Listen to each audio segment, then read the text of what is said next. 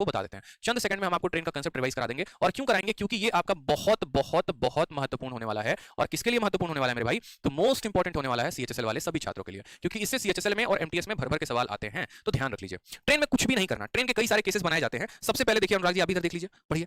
ठीक है, अनुराग जी भी एकदम बदमाश हो गए हैं, पढ़ाई करते नहीं है, घर वालों को शिकायत करनी पड़ेगी। देखिए यहाँ पे तो यहाँ पर हम बात करते हैं ट्रेन के कंसेप्ट की। तो ट्रेन के कंसेप्ट में कई सारे केस बनते हैं। सबसे पहला जो केस बनता है वो ये बनता है कि जब हमारा जो ट्रेन है ना, ये वाला मेरे भाई, ये ट्रेन हमारे किसी पोल को पार करे। किसको पार करेगा? पोल को पार करेगा। समझ में आ गया?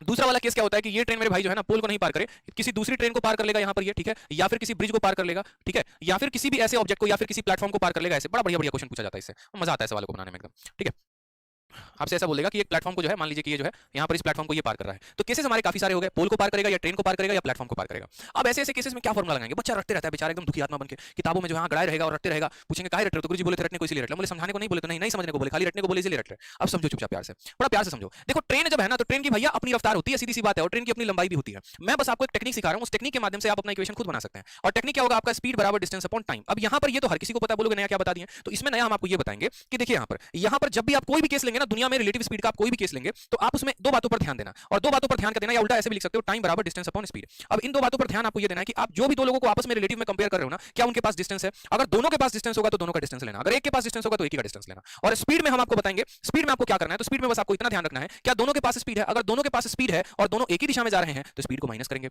और अगर दोनों के पास स्पीड है और दोनों अपोजिट डायरेक्शंस में आ रहे हैं आमने सामने, तो स्पीड को प्लस कर देंगे। बस यही होता है, और इसके अलावा कोई कंसेप्ट नहीं होता। फालतू के कंफ्यूजन होते हैं। जैसे मानो जब कोई ट्रेन किसी पोल को पार करती है, तो अगर हम इस केस में बात करें तो जो हमारा टाइम लगेगा, अब यहाँ खुद बताओ ना, क्या किसी पोल का लंबाई होता है? यहाँ पे पोल ऊंचा होता है, लंबा नहीं होता। लंबाई की बात कर रहा हूं मैं, यानी यहाँ पर लंबाई ट्रेन के पास होगी, लेकिन पोल के पास कोई लंबाई नाम की कोई भी चीज नहीं होगी। ठीक है, उसके बाद बात करें स्पीड में, तो क्या पोल के पास कोई रफ्तार नहीं है? अब मानो कोई मैन भी यहाँ पर खड़ा एकदम मूर्ति बनकर मुस्कुरा रहा है और इंतजार कर रहा है, अंदर बैठी लड़की को टाटा बाय बाय कर रहा है, क्या इसके पास भी कोई रफ्तार है? कुछ भी नहीं है। यानी जब भी कोई ट्रेन किसी इंसान को या पोल को पार करती है तो जो समय लगता है बराबर डिस्टेंस। डिस्टेंस में क्या लेंगे? तो ट्रेन की लंबाई, और स्पीड में क्या लेंगे? तो ट्रेन का स्पीड। ये बड़ा प्यारा टाइप हमारा बन जाता है। अब इसी में अगर मान लो ऐसे भी बोले, जैसे वो कहानी नहीं सुनी मैंने, मरे हुए हाथी को चलते हुए देखा, यानी कहने का मतलब ये है कि हाथी मरा हुआ था और हम चल रहे थे और तब हम उसको देखे। सेम तरीके से यहाँ पर इस ट्रेन ने इस इंसान को चलते हुए देखा मानो। अब जब ये व्यक्ति चलेगा ना, देखो जब तक ये स्थिर है तब तक इसके पास कोई चाल नहीं है, लेकिन जब ये चलना शुरू करेगा तो दो दिशाओं में चलेगा, या तो ट्रेन को देख के भागेगा या ट्रेन की तरफ आएगा। गुस्सा आया तो ट्रेन के सामने आएगा, ठीक है, और जिंदगी प्यारी है तो ट्रेन से दूर भागेगा। जब ये ट्रेन की तरफ आएगा ना, तो इसके स्पीड को क्या करोगे? जोड़ दोगे, speed of train plus speed of man. और जब यहां से दूर भागेगा, जब एक ही दिशा में जाएगा, तो स्पीड को घटा देना। तो यहां पर दो केस बनते हैं। पहला केस बनता है जब आदमी स्थिर होता है, और दूसरा केस बनता है जब आदमी भाग रहा होता है। ठीक है, अब बात करते हैं दूसरे नंबर केस की। जब मेरे भाई कोई भी ट्रेन किसी प्लेटफॉर्म को या फिर किसी पोल को या फिर किसी ब्रिज को, पोल नहीं, किसी प्लेटफॉर्म को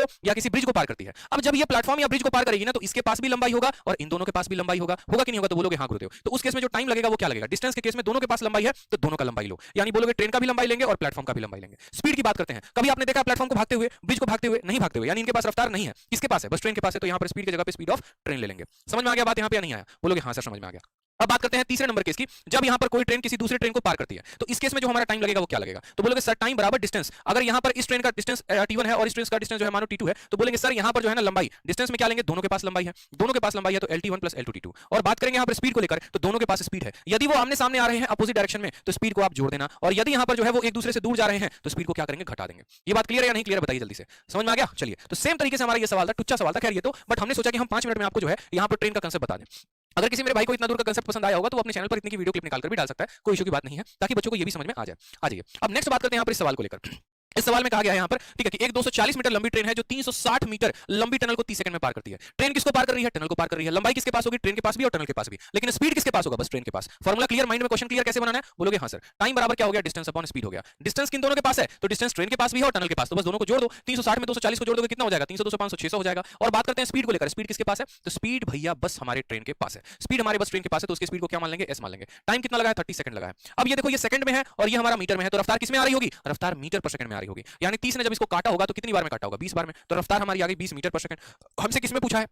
किलोमीटर पर आवर में। तो हम बोले थे ना जब छोटे से बड़े में मूव करेंगे तो 18/5 से गुना करेंगे। 5 से काटो 4 बार में 18, जो कि 72, ऑप्शन नंबर सी फॉर। ठीक है, कह भी दो कि एक बार प्यार है।